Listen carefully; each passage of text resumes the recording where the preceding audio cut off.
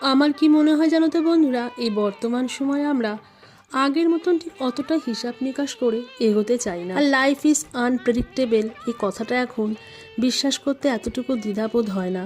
কেন বলো তো? এই 25 সালে আমরা চোখের সামনে কত কিছু না দেখে ফেললাম।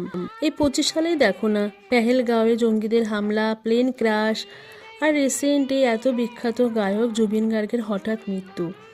এনারা তো চলে গেলেন, কিন্তু এনাদের স্পর্শে থাকা যে মানুষগুলো, এদের জীবনটাও একদম স্তব্ধ হয়ে গেল। আমার মনে হয় যখন তুমি যেটুকু সময় পাবে সেটুকু সময় তুমি নিজের মতন করে আনন্দ করে উপভোগ করে নাও। আর ভবিষ্যতে কি হবে সেটা নিয়ে ভবিষ্যতেই ভাবা যাবে। তো এইরকম চিন্তাভাবনা আজকাল মনের মধ্যে প্রায় ঘুরে ফিরে যায়। আগের মতন হিসাব নিকাশ করি না কোথাও গেলে কত টাকা লাগবে, কত খরচ হবে, কত থাকবে, ভবিষ্যতে কি হবে। তো সেই রকমই মেয়েকে হঠাৎ করে বললাম, তোর ভাল লাগে, চল কোথা থেকে একটু ঘুরে আসি। যেই না বলা, আমার মেয়ে তো আমার মতনই হবে।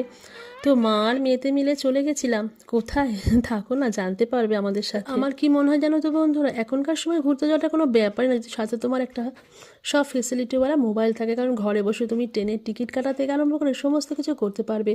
তো সেরকম বাড়িতে বসে মেয়েকে বললাম অনলাইনে টিকিটটা কেটে নিতে। কোথায় যাচ্ছি? টাকি যাচ্ছি। কথা তোমাদের সঙ্গে বলতে বলতে টাকি এসে পৌঁছালাম। আর দেখলাম এখানে প্ল্যাটফর্মে না 1 নম্বর লেখা। বুঝলাম না এখানে 1 নম্বরটা কেন দেওয়া, কারণ এখানে তো সিঙ্গেল লাইনই ছিল। আর একটা কথা তোমাদেরকে এখানে বলি, আমরা দত্তপুকুর থেকে না মধ্যমগ্রামে নেমেছিলাম, কারণ বাসার থেকে হাসনাবাদ ট্রেনটায় উঠে প্রচুর ভিড়, তাই মধ্যমগ্রামে আমরা মা মেয়ে মিলে অপেক্ষা করে সেখান থেকে ট্রেন ধরে টাক এসে পৌঁছলাম। আর এখানে সেটা ফ্যামিলির সঙ্গে আমাদের আলাপ হয়ে গেল। তো শেয়ারে আমরা এই টোটোটা নিয়ে নিয়েছিলাম। আর না বন্ধুরা, তোমাদেরকে কি বলবো, মধ্যমগ্রাম থেকে আসবার পথে অনেক স্মৃতি আমার মাথায় গিজগিজ করে উঠলো। কারণ আমার এখানে আসার যাত্রা পথে আমার বাপের বাড়ি ভাসলিয়া স্টেশন, তারপর দাদুর বাড়ি বসিরহাট, তারপর ভ্যাবলা আমার মাসির বাড়ি, সবটাই অতিক্রম করে আসতে হয়েছিল। আর এখন চলে এসেছি দেখো সেই ঐতিহাসিক প্রসিদ্ধ টাকি নদী। টাকি নদী না, ইছামতি নদী আর টাকিতে। ছোটবেলা থেকে মায়ের কাছে টাকি সম্পর্কে অনেক গল্প শুনেছিলাম, তবে গল্প শুধু না, ছোটবেলায় মায়ের সঙ্গে একবার টাকিতেও এসেছিলাম, কারণ মায়ের নাকি কোন পিসির বাড়ি টাকিতে ছিল। এখন যদিও সবই স্মৃতি মানে বিজড়িত হয়ে গেছে, কিচ্ছু মনে নেই। তবে হ্যাঁ, এইখানে এসে না একটা অন্যরকম অনুভূতি তোমাদের সঙ্গে বলছি। জানি না এটা সবার হয় কিনা, ওই যে বারবার আমাদের গাইড বলছিল নদীর ওপারে বাংলাদেশ আর এই পারে আমরা।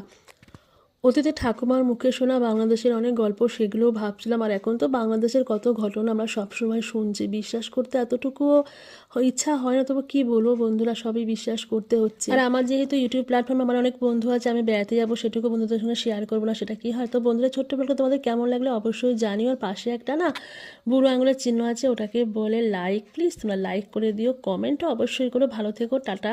আমার পাশে থেকো অবশ্যই। আর এই নদী দেখার পরবর্তী যে ভিডিওটা, সেটা অবশ্যই খুব তাড়াতাড়ি তোমার কাছে চলে আসে। ততক্ষণ তোমরা ভালো থেকো, টাটা, বাই বাই।